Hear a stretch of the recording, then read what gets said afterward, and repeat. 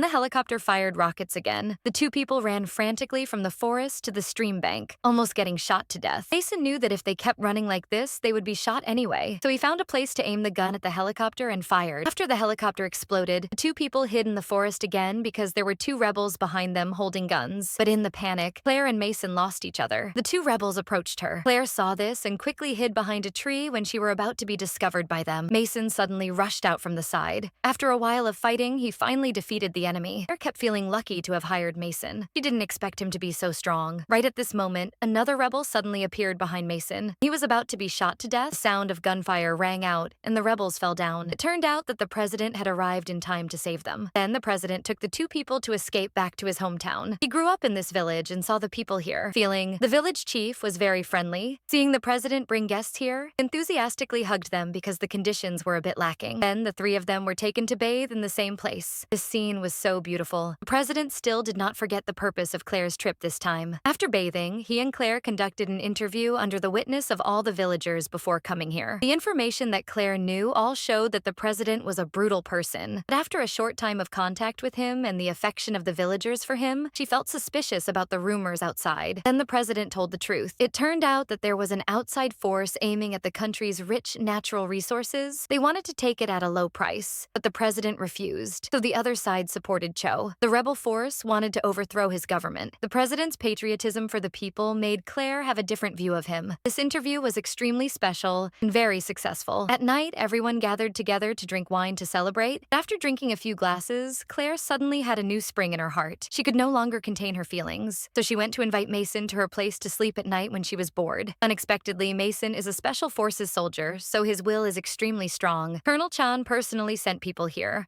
Besides Ra, he was the one who really pushed the coup. Chan was just a puppet. Ordered Cho Chan to immediately find Ra, the president, and kill the other party. If not, go home and prepare your own coffin first. At the same time, after waking up, Mason received a phone call from Shibatel. Ordered Cho Mason to kill the president. This was Mason's real purpose, but Mason thought that the president was a good person. He didn't want to do that, so he pulled Theo Claire to prepare to leave immediately. At this moment, Chan's forces arrived. The president hurriedly led Theo around the back of the village to escape. Chan couldn't find the president. Seeing that, the president decided to rush Ra at the crucial moment. Mason rode his horse to save the president from their guns. After that, the three people rode away. Unexpectedly, Claire wasn't good at horseback riding. Halfway there, she fell off her horse and was captured by Chan's men. Mason ran headlong into the dense forest to escape their pursuit, but the rebels' forces were extremely fierce. In order to save Claire, the president was forced to quickly regain power.